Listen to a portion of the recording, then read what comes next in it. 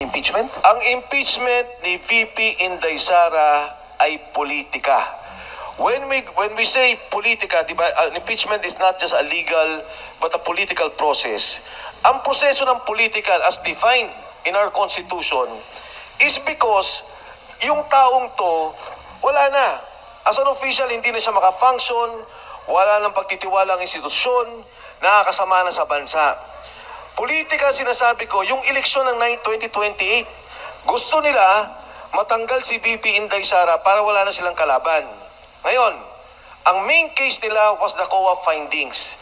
Sabi nila, Confidential and Intelligence Fund, sabi niya, 125 million. Inayos na doon or nagkaroon na ng liquidation about 25 million. Basta natitira na lang is 75 million pesos. Ito ho, para lang alam ng taong bayan, buksan nyo yung COA website sa ngayon. Madali nyo, i-google nyo. Hanapin nyo national agency.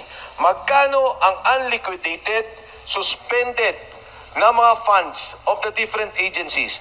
Department of Agriculture, 8 billion pesos.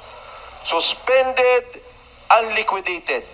Pagdating mo sa DSWD, 10 billion pesos. May investigasyon ba? May hearing ba? May tanggalan ba sa posisyon dahil wala namang impeachment yung secretary?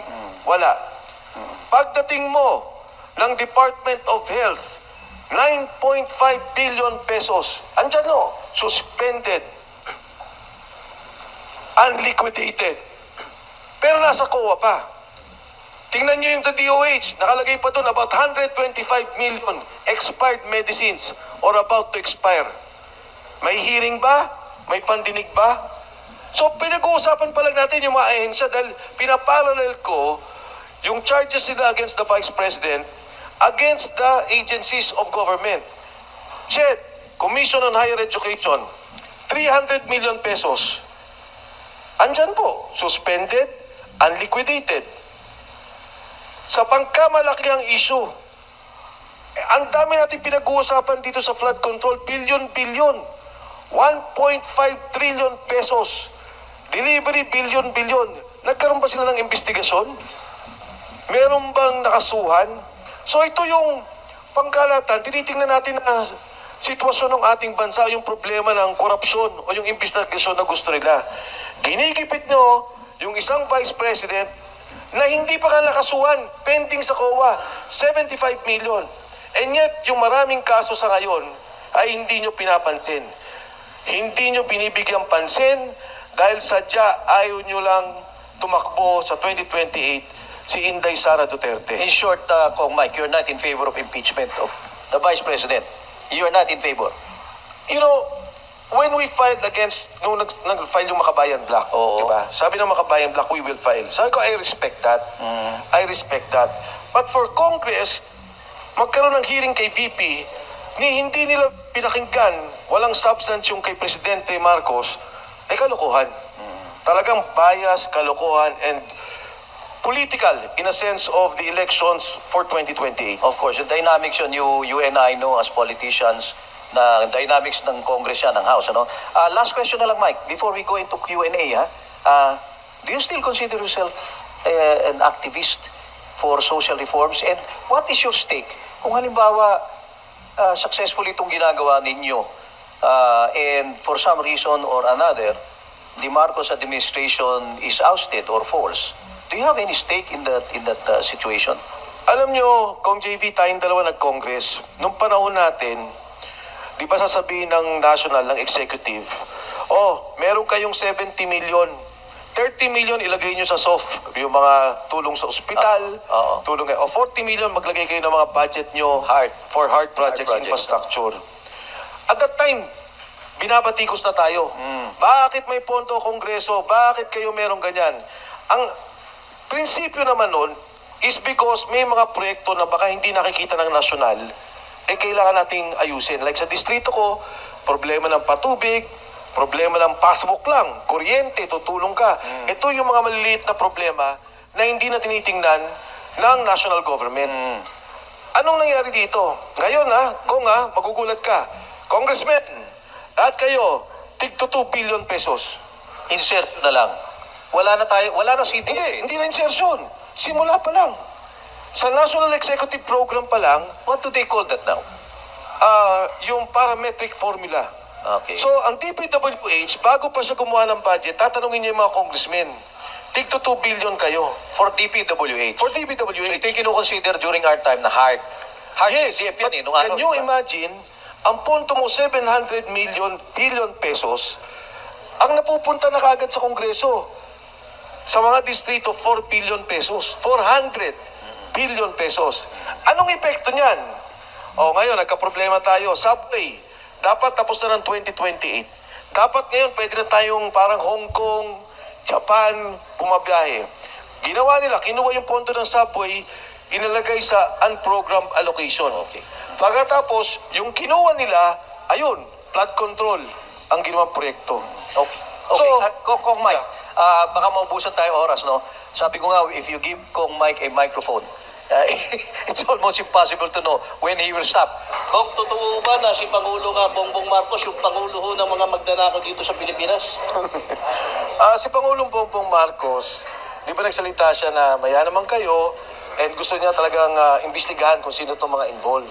Ang problema, hindi niya ata nakita na babalik sa kanyang investigasyon. At ang ngayon, naging sitwasyon natin, yung ICI na tinayo niya, huminto. Walang nangyari. Ang Blue Ribbon Committee, sa ngayon ay huminto rin, suspended. Ang ICI pala, i-abolish na. So, wala. Ito yung sinasabi niyang, tingnan natin kung sino talaga yung magnanakaw. Hanggang ngayon si Saldico, hindi nila mapauwi dito. Hanggang ngayon si Saldico, pinapabayaan nila doon, na ang palagay ko may usapan. Manahimik ka dyan, huwag ka lang magsalita, hindi rin namin ipipilit ang pag-uwi sa'yo. Sir, balikan ko lang yung sa comment.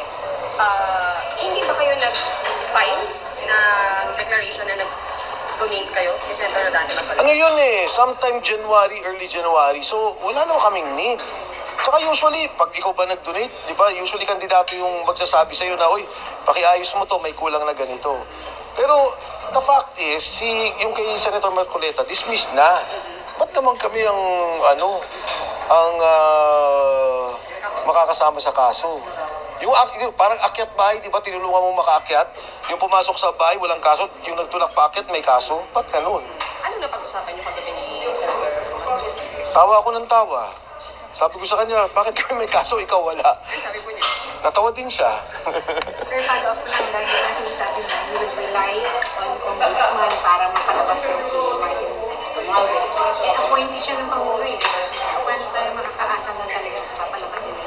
Well, sana patawag pa rin ng Blue Ribbon Committee, sana patawag pa rin ng Ombudsman, kasi untenable na, no? Hindi na kaya yung sitwasyon natin yung mga nangyayari. But politics po kayo. Totoo may politika, pero Most profitable business in this country is it's politics. politics. How do you... Totoong may politika, pero ilagay po natin sa... naintindihan ko loyalty. I understand si Ombudsman Remulla, alam ko yung mga nakaupo sa ngayon, no? Yung kanilang loyalty. Pero umabot din sa punto na kailangan mo ng balansin yung bansa. Pag grabe na ang epekto sa bansa, wala nang umuusad, nawawala ng trabaho ng tao, nawawala ng negosyo, walang pagtitiwala at walang pag-asa ang taong bayan, kailangan na kausapin nila ang Pangulo o kailangan nila mag-usap-usap para talagang itama itong nangyari. Hypothetically, nung time mo ni GMA, you're one of the trusted leaders. Kung yan nangyari sa'yo, lalabas ka? Alam nyo, kasi alam ko na alam nila yung systematic corruption. This never happened during the time of GMA, the time of Estrada, the time of Ramos, the time of Pinoy. Walang ganito na aayusin mo yung pondo, tapos may allocation, tapos pipirmahan mo ang program allocation, tatanggalin mo dito, ililipat mo para ilalagay mo sa flood control. Ngayon lang to nangyari. But there's no such thing as menial or mortal, same as the same. So, ganun din Yes. Kasalanan pa rin yan. Well, totoo naman, no? Pero ngayon, totoo, kasalanan talaga yon. Pero ito yung